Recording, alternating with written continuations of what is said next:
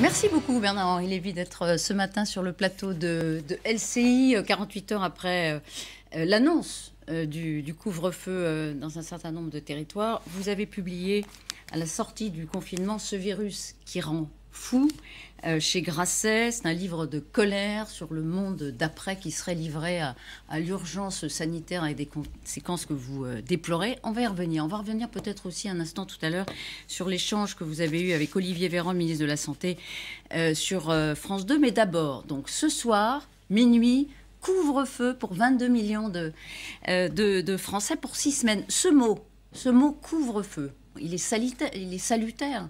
Il veut créer un électrochoc chez nous? Je ne crois pas que ce soit salutaire, non. Non, vous savez, ça fait 6 mois qu'on adresse des électrochocs aux Français. On fait que ça, des électrochocs, franchement, depuis le mois de mars. Est-ce qu'on a besoin d'un électrochoc de plus? Est-ce que les Français sont des malades mentaux à qui il faudrait faire des électrochocs? C'est ça, les électrochocs. Hein, on vous met des électrodes sur le cerveau et on vous électrochoque. Non, on est un peuple civique, de citoyens à qui on peut expliquer les choses, à qui on peut dire les dangers d'une situation, qu'on peut mettre en garde, on peut demander aux plus fragiles de se protéger, mais pourquoi des électrochocs tout le temps? Encore une... Vous voyez, même ce mot, couvre-feu, c'est un mot terrible, qui est un mot de guerre, mais le mot que vous venez de prononcer, le mot d'électrochoc, oui, c'est un mot terriblement excessif. Mais enfin, on ne peut pas mettre un peu de nuance? On n'arrête pas de dire qu'on manque de nuance dans le débat public. Oui. Vous dites, on prend les Français pour des malades mentaux. Non, est-ce que simplement les pouvoirs publics n'essayent pas de les mobiliser un peu plus face à un virus qui, effectivement, lui, reprend du terrain? 30 000 contaminations hier. Jour record, Bernard-Henri Lévy. Contamination, ce chiffre, cette espèce autrefois, je me souviens, il y a 10 ans, ça rendait vos téléspectateurs fous. Sur LCI, il y avait tous les jours les cours de la bourse en continu, pour des gens qui n'en avaient rien à faire. Aujourd'hui, on a le cours des contaminations quasiment en continu. Les contaminations, c'est des navets et des carottes. Il y a tout dans les contaminations. Il y a des gens... Non, mais là, vous êtes de ceux qui remettaient en cause les chiffres, les indicateurs, les repères. Moi, je dis qu'il faut à la fois, qu'il faut être, en effet, comme vous disiez, il faut faire preuve d'esprit de nuance et il faut dire la vérité. La vérité, c'est qu'il y a des cas graves, c'est qu'il y a des entrées en réanimation et puis qu'il y a des cas asymptomatiques. Et mettre tout ça dans le même panier. Les cas asymptomatiques, les contaminations de gens qui ont été contaminés par des débris de virus qui ne sont pas contagieux. Mais tout ça, avec les cas contagieux et avec les gens qui vont entrer en réanimation, c'est tout mélangé et c'est au lieu de créer... Moi, c'est ça qui m'inquiète le plus. Cette épidémie, elle est grave. Il faut la prendre au sérieux. Mais on ne prend pas au sérieux une épidémie quand on crée de la panique. Vous savez... On affole les gens. Bien sûr. Et il y a deux... D'ailleurs, c'est qui on?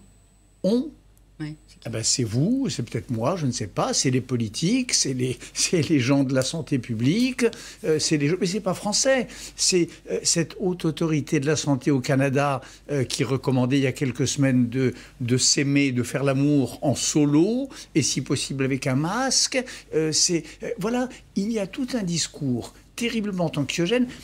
Il y a en philosophie une grande distinction entre, et chez les psychanalystes freudiens, entre l'angoisse et la peur. L'angoisse, elle est bonne. La peur, c'est pas bon. Quand on a l'angoisse, c'est un signal d'alerte qui fait qu'on se met en garde.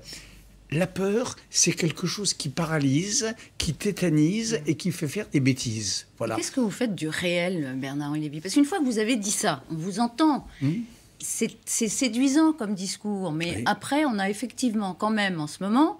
Je ne sais pas si la panique, mais quand même une grande fébrilité du côté des hôpitaux où on reçoit de plus en plus de malades.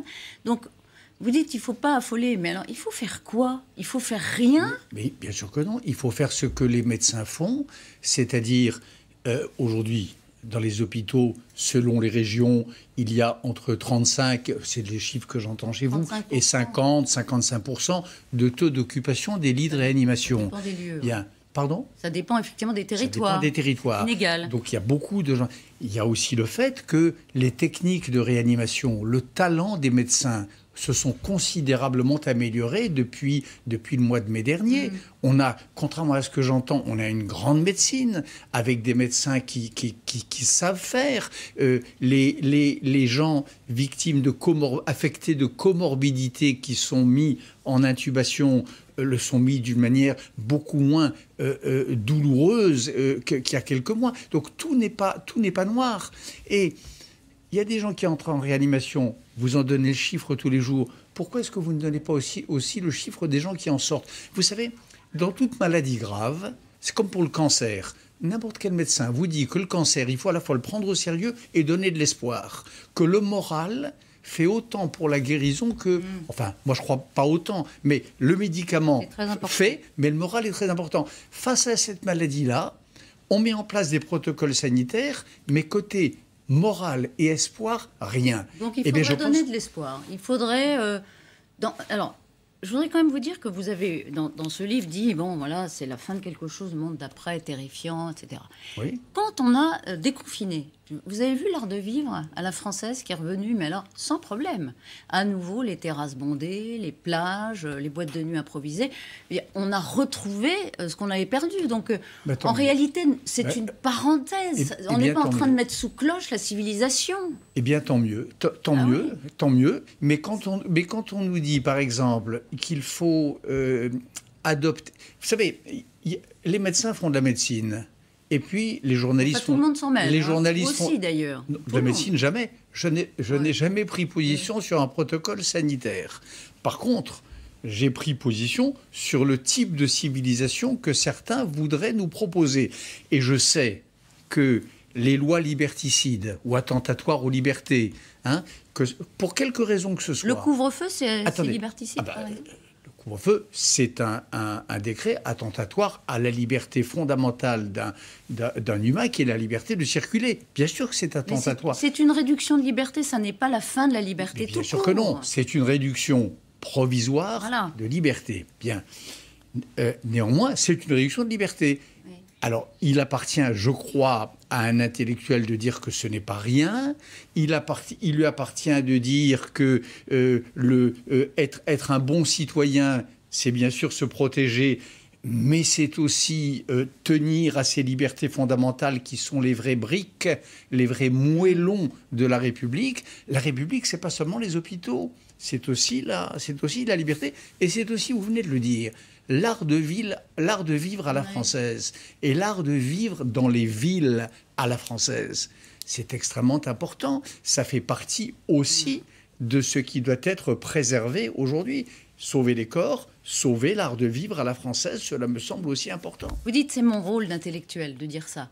Alors, hier soir sur France 2, Olivier Véran vous a renvoyé un argument assez massif en disant mais avec vos réflexions, votre livre, vous ne sauvez pas des vies. Voilà. Est-ce que ça, par exemple, c'est une façon d'argumenter qui vous semble... Non, c'est pas une façon... C'est pas une façon d'argumenter parce que je suis pas médecin, je n'ai jamais prétendu être médecin, je n'invente pas des protocoles sanitaires, je ne suis pas un soignant au chevet des malades. Chacun fait ce qu'il veut, ce qu'il peut. Un médecin soigne, un ministre administre, et puis moi je fais mon travail, qui est d'essayer de dire, par exemple, c'est ce que j'ai dû peut-être tenter de lui répondre, mais les conditions techniques étaient terribles d'ailleurs, j'ai dû lui répondre qu'il y avait aussi des gens qui mouraient de solitude, qu'il y a des gens qui mouraient de chagrin, qu'il y a des gens à qui on demande aujourd'hui de faire la liste des 6 personnes. Oui, ça vous perturbe, ça, être provisoirement pour 6 semaines? Oui, réduire le cercle familial et amical. On verra d'abord si c'est pour 6 semaines. Et je ne crois pas que le rôle d'un État... Alors là, c'est un point de fond, et ça, pardon, mais ça va peut-être gêner tel ou tel ministre, mais je ne crois pas que le rôle d'un État, ça soit d'attendre de vous, de ceux qui nous écoutent ou de moi, qu'on leur donne la liste de nos 6 cas contacts positifs. Parce qu'on avait des cas contacts contaminants que nos applications Stop Covid étaient supposées repérer. Voilà qu'on devrait déposer à qui, quand, comment, à la préfecture, les 6 cas contacts privilégiés avec lesquels nous souhaitons traverser la tempête. On n'en est pas là. Il ne faut pas déposer. Mais ça, donc je sais. Évidemment, je caricature. Ouais. Mais c'est ça la logique. Je voudrais qu'on écoute un son d'Emmanuel Macron, justement, à propos de ce que l'État peut faire ou ne pas faire, ou le modèle de l'État. C'était donc mercredi soir sur TF1 et France 2. On s'était progressivement habitué à être une société d'individus libres. Nous sommes une nation de citoyens solidaires. Nous ne pouvons pas nous en sortir si chacun ne joue pas son rôle, ne met pas sa part. Voilà la clé. Voilà. Emmanuel Macron a semblé opposer la liberté des citoyens libres à des citoyens solidaires. D'abord, est-ce que vous comprenez ce qu'il a voulu dire? Est-ce que certains sont inquiets, disent ouh là là, solidarité finalement versus la liberté, c'est la Chine.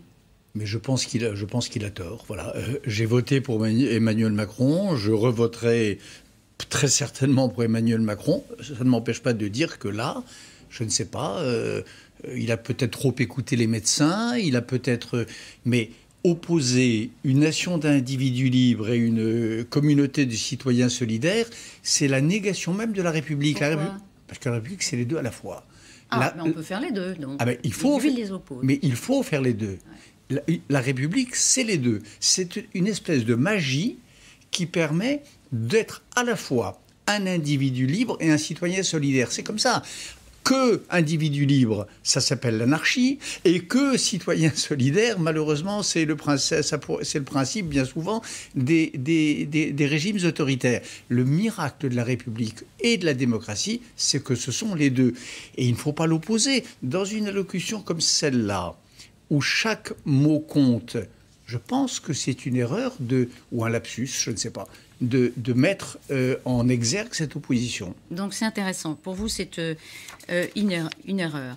Je voudrais aborder un autre sujet, je pense qu'il vous tient à cœur, puisque vous en avez parlé aussi hier, c'est la responsabilité, la recherche des responsables. Voilà. Est-ce que chercher des responsables, peut-être même des coupables, quand une épidémie aussi inattendue nous tombe dessus et que, à l'évidence, les pouvoirs publics n'ont pas eu les moyens ou n'ont pas fait ce qu'il fallait faire, est-ce que ça n'est pas légitime, Bernard Lévy? Non, parce que les pouvoirs publics ont fait... Alors là, pour le coup... Je parle des perquisitions hier, évidemment. Oui, mais j'ai été choqué par ces perquisitions parce que on ne pénalise pas l'erreur politique. Le politique, c'est comme ça.